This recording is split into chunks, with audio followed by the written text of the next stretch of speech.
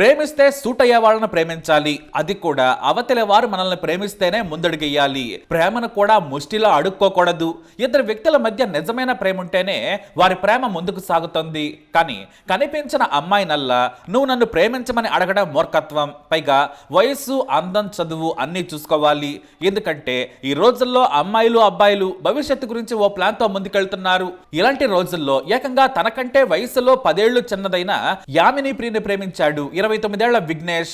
బెంగళూరులోని మల్లేశ్వరంలో యామిని ఇంటికి ఎదురుగా ఉంటాడు విఘ్నేష్. యామిని చాలా అందంగా ఉంటుంది. ఇటు విఘ్నేష్ ఏమీ పని చేయడు, ఉద్యోగం వెతుక్కునే ఆలోచన కూడా లేదు. కానీ యామిని అందానికి మనోడు వన్ సైడ్ లవ్ లో పడిపోయాడు. ఇక ఇంటెదురే కావడంతో ఇద్దరికి పరిచయం ఉంది. కానీ అది సాధారణ పరిచయం మాత్రమే. ఇంటికి ఎదురుగా ఉండడంతో ఏదో ఒక సందర్భంలో మాట్లాడుకుని ఉంటారు, అంతకు మించి ఏమీ లేదు. మరోవైపు యామిని బీఫార్మసీ మొదటి సంవత్సరం చదువుతోంది. ఇక ఖాళీగా ఉన్న విఘ్నేష్ ఆమెను రోజు ఫాలో అయ్యేవాడు. ఆమె కాలేజీకి వెళ్తుంటే వస్తుంటే దారిలో అటెండెన్స్ వేసుకునేవాడు. కానీ యామిని మాత్రం పట్టించుకునేది కాదు. అయితే విఘ్నేష్ ఆమెను తనను పట్టించుకోవడం లేదని డైరెక్ట్ గా అడిగేశాడు. నేను నిన్ను ప్రేమిస్తున్నాను, నిన్ను పెళ్లి చేసుకుంటానని అడిగాడు. ఆమె డైరెక్ట్ గా చెప్పేసింది, నాకు ఈ ప్రేమలో దొమలో నచ్చవు, మరోసారి నన్ను అప్రోచ్ అవ్వద్దు ప్లీజ్ అని గట్టిగానే చెప్పింది. కానీ తన ప్రయత్నం మాత్రం ఆపలేదు విఘ్నేష్. ఆమె అందం మీద అసూయ పెంచేసుకున్నాడు. తనను కాదన్నందుకు కోపం కూడా పెంచుకున్నాడు. మొదట ప్రేమన్నాడు, కానీ అతనిది ఉన్మాదం. అయితే ఓ పండగ రోజున రాత్రి సమయంలో గుడి దగ్గర విఘ్నేష్ ఆమెను మళ్లీ కలిశాడు. తనను ప్రేమించమని కోరాడు. కానీ ఆమె అస్సలు ఒప్పుకోలేదు. దీంతో తమ ఆచారం ప్రకారం ఆమె చీరకు ఓ దేవుడి దగ్గర పూజించిన వస్త్రాన్ని కట్టాడు. ఆ తర్వాత పసుపు కుంకుమ కూడా చల్లాడు. ఆ తర్వాత వెంటనే మన పెళ్లైపోయిందన్నాడు. ఆ విషయం చూసిన యామిని భయపడింది. వెంటనే తన తల్లిదండ్రులకు విషయం చెప్పింది. యామిని కుటుంబ సభ్యులు వారింటికి వెళ్లి నిలదీశారు. అయినా విఘ్నేష్ ప్రవర్తనలో మార్పు లేదు. దీంతో శ్రీరాంపుర పోలీసులకు ఫిర్యాదు చేశాడు. తమ కూతురి వెంట పడుతున్నాడని గుడి దగ్గర కూడా చేసిన పనిని పోలీసులకు వివరించారు. పోలీసులు విఘ్నేష్ పిలిచి విచారించారు. మరోసారి యామిని జోలికి వెళ్లొద్దని హెచ్చరించి పంపించారు. పోలీసులు కూడా ఎఫ్ఐఆర్ చేయమంటే చేస్తామని కూడా కుటుంబ సభ్యులకు చెప్పారు. కానీ యామిని కుటుంబ సభ్యులు భయపడ్డారు. ఎదురెదురుగా ఉంటున్న కాలనీలో అనవసరంగా వివాదం పెద్దదవుతుందని పోలీసులకేమీ చెప్పలేదు. దీంతో విఘ్నేష్ కు గట్టిగానే హెచ్చరించి పంపించేశారు. తాను కూడా యామిని జోలికి వెళ్ళని చెప్పాడు విఘ్నేష్. అతని కుటుంబ సభ్యులు కూడా తాము చూసుకుంటామన్నారు. దీంతో అలా గొడవ సద్దుమణిగిందిలే అనుకున్నారు. విఘ్నేష్ కు 36 ఏళ్ల హరీష్ అనే ఫ్రెండ్ ఉన్నాడు. అతను ఓ ఫ్యాబ్రిక్ కంపెనీలో పనిచేస్తూ ఉంటాడు. అతని దగ్గర తనకు యామిని దొరకదని బాధపడ్డాడు విఘ్నేష్. మద్యం తాగి తనకు దక్కని అందమైన యామిని మరొకరికి దక్కకూడదు, అయితే గీతే నా పెళ్ళం కావాలి, లేదంటే మరొకడు టచ్ చేయకూడదన్నాడు.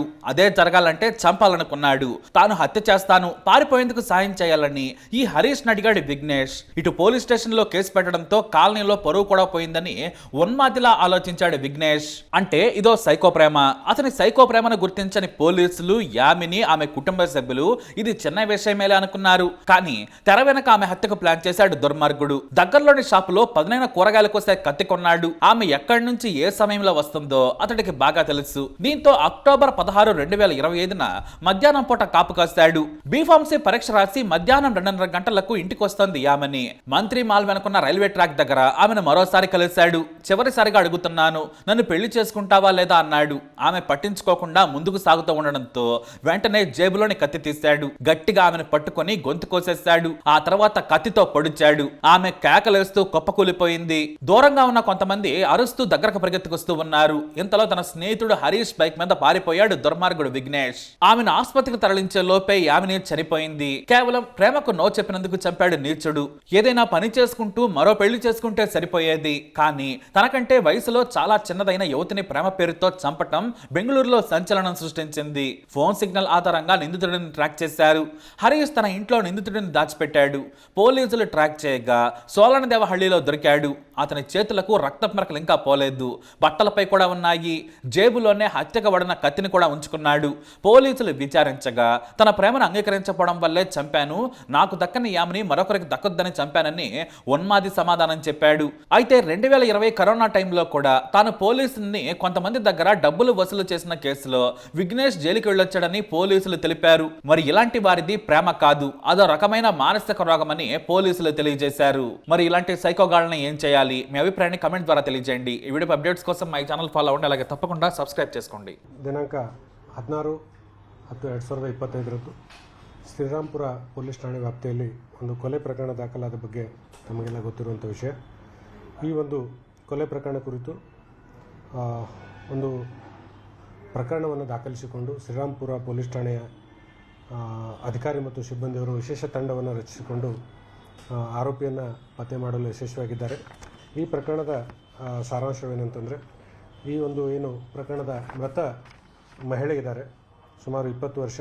ಇವರು ಬನಶಂಕರಿ ಆ ಏರಿಯಾದಲ್ಲಿ ಒಂದು ನರಗುಂದ್ ಕಾಲೇಜ್ ಆಫ್ ಫಾರ್ಮಸಿಯಲ್ಲಿ ಬಿಫಾರ್ಮಸಿ ಮಾಡ್ತಾ ಇರ್ತಾರೆ. ಈ ಒಂದು ಮಹಿಳೆಯವರಿಗೆ ಈ ಪ್ರಕರಣದ ಆರೋಪಿ ವಿಘ್ನೇಶ್ ಉರ್ಫ್ ಸಂಜಯ್ ಈತನ ಪರಿಚಯ ಇರ್ತದೆ. ಇವ್ರಿಗೆ ಮದುವೆ ಮಾಡ್ಕೊಳ್ಳಿಕ್ಕೆ ಪುನಃ ಒತ್ತಾಯ ಮಾಡ್ತಿದ್ದ ಅಂಥೇಳಿ ಒಂದು ಮಾಹಿತಿ ಪ್ರಾಥಮಿಕವಾಗಿ ಗೊತ್ತಾಗಿದೆ. ಆ ಹಿನ್ನೆಲೆಯಲ್ಲಿ ಇವರು ಮದುವೆ ಮಾಡ್ಕೊಳ್ಳಿಕ್ಕೆ ನಿರಾಕರಿಸಿದ್ರಿಂದ ನಿನ್ನೆ ಮಧ್ಯಾಹ್ನದ ಸಮಯದಲ್ಲಿ ಈ ಒಂದು ಮಹಿಳೆಗೆ ನೈಫಿಂದ ಕತ್ತಿನ ಹತ್ತಿರ ಮತ್ತು ಮುಖದ ಹತ್ತಿರ ಎಲ್ಲ ಗಾಯಪಡಿಸಿ ಸಬ್ಸಿಕ್ವೆಂಟ್ಲಿ ಆ ಮಹಿಳೆ ಮೃತಪಟ್ಟಿದ್ದಾರೆ.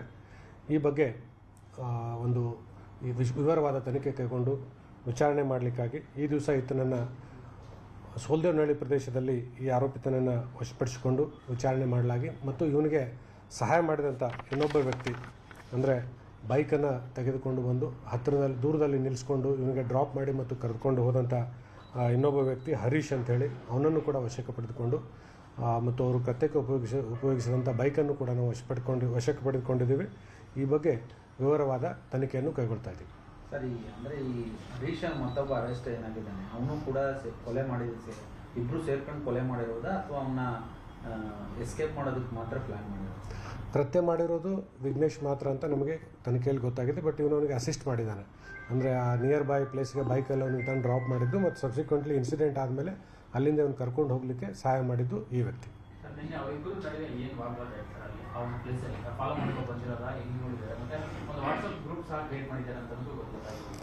ಈಗ ಮಧ್ಯಾಹ್ನನೇ ಅವ್ರನ್ನ ವಶಕ್ಕೆ ತೆಗೆದುಕೊಂಡು ಕರ್ಕೊಂಡು ಬಂದು ಡೀಟೇಲಾಗಿ ಇಂಟ್ರೋಗೇಷನ್ ಮಾಡ್ತಾ ಇದ್ದೀವಿ. ಭಾಳ ಇದು ಅಂದರೆ ಇದು ಆಗುತ್ತೆ, ಅರ್ಲಿ ಆಗುತ್ತೆ ಎಲ್ಲ ಡೀಟೇಲ್ಸ್ ಹೇಳಲಿಕ್ಕೆ. ಏನು ಕಮ್ಯುನಿಕೇಷನ್ ಆಯಿತು ಮತ್ತು ಹೇಗೆ ಇನ್ಸಿಡೆಂಟ್ ಆಯಿತು ಅಂತ ಸ್ವಲ್ಪ ಸಮಯ ಬೇಕು ನಮಗೆ ಡೀಟೇಲಾಗಿ ತಿಳ್ಕೊಳ್ಳಿಕ್ಕೆ. ಮತ್ತು ಫಾಲೋ ಮಾಡ್ಕೊಂಡು ಬಂದರೆ ಹೇಗೆ ಡೀಟೇಲಾಗಿ ಎನ್ಕ್ವೈರಿ ಮಾಡ್ತಾ ಇದ್ದೀವಿ. ಇನ್ನೊಂದು ವಾಟ್ಸಪ್ ಗ್ರೂಪ್ ಕ್ರಿಯೇಟ್ ಮಾಡಿದ ಬಗ್ಗೆ ತಾವು ಮತ್ತು ಕೆಲವು ಮಾಧ್ಯಮ ಮಿತ್ರರು ಹೇಳಿದ್ದೀರಿ. ಅವರು ಆರೋಪಿತನ ಮೊಬೈಲನ್ನು ವಶಪಡಿಸಿಕೊಂಡಿದ್ದೀವಿ. ಅದನ್ನು ಕೂಡ ವಿವರವಾಗಿ ನಾವು ತನಿಖೆಗೆ ಒಳಪಡಿಸ್ತಾ ಇದ್ದೀವಿ. ಆ ರೀತಿ ಏನಾದರೂ ಗ್ರೂಪ್ ಇದ್ದರೆ ಏನೋ ಕಮ್ಯುನಿಕೇಷನ್ ಆಗಿತ್ತು ಅದನ್ನು ಕೂಡ ತಿಳಿದುಕೊಳ್ತೀವಿ. ಸರ್, ಇವಿಬ್ಬರಿಗೂ ಹೆಂಗೆ ಪರಿಚಯ? ಲವ್ ಮಾಡ್ತಿದ್ರ ಅಥವಾ ಆತ ಲವ್ ಮಾಡುವಂಥ ಟಾರ್ಚರ್ ಮಾಡ್ತಿದ್ದೀವಿ? ಈಗ ಒಂದೇ ಪ್ರದೇಶದಲ್ಲಿ ಇರುವಂಥವ್ರು ಇಬ್ಬರು, ಬಟ್ ಲವ್ ಮಾಡ್ತಾ ಇದ್ರಾ ಏನು ಅನ್ನೋದ್ರ ಬಗ್ಗೆ ನಾವೇನೆಲ್ಲ ವಿವರವಾಗಿ ತಿಳ್ಕೊಬೇಕಾಗಿದೆ. ದಿನಾಂಕ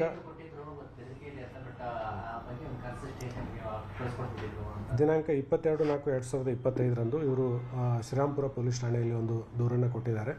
ಆ ದೂರಿನಲ್ಲಿ ಈ ಥರ ನನಗೆ ಮದುವೆ ಮಾಡ್ಕೊಳ್ಳಿಕ್ಕೆ ಒತ್ತಾಯ ಮಾಡ್ತಾಯಿದ್ರೆ ನನ್ನ ವಿದ್ಯಾಭ್ಯಾಸಕ್ಕೆ ತೊಂದರೆ ಆಗ್ತದೆ, ಆದ್ದರಿಂದ ಅವನಿಗೆ ಕರೆಸಿ ಸೂಕ್ತ ಬುದ್ಧಿ ಹೇಳಬೇಕು ಅಂಥೇಳಿ ಒಂದು ಕಂಪ್ಲೇಂಟನ್ನು ಕೊಟ್ಟ ಮೇರೆಗೆ ಶ್ರೀರಾಂಪುರ ಪೊಲೀಸ್ ಠಾಣೆಯಲ್ಲಿ ಕರೆಸಿ ಅವನ ಕಡೆಯಿಂದ ಅಂಡರ್ಟೇಕಿಂಗ್ ತೊಗೊಂಡು ವಾರ್ನ್ ಮಾಡಿ ಕಳಿಸಿದ್ದಾರೆ. ಹೀಗಾಗಿ ಅದು ಏನು ಆ ಇನ್ಸಿಡೆಂಟ್ ಆದಮೇಲೂ ಕೂಡ ಇದು ಮುಂದುವರೆದಿದೆ. ಅಂದರೆ ಆಮೇಲೆ ಅವರು ಪೊಲೀಸ್ ಠಾಣೆ ಗಮನಕ್ಕೆ ತಂದಿಲ್ಲ, ಬಟ್ ಆ ಟೈಮಲ್ಲಿ ಗಮನಕ್ಕೆ ತಂದಾಗ ಶ್ರೀರಾಂಪುರ ಪೊಲೀಸ್ ಠಾಣೆಯವರು ಅವ್ನು ಕರೆಸಿ ವಾರ್ನ್ ಮಾಡಿ ಒಂದು ಅಂಡರ್ಟೇಕಿಂಗ್ ಕೂಡ ತೊಗೊಂಡಿದ್ದಾರೆ.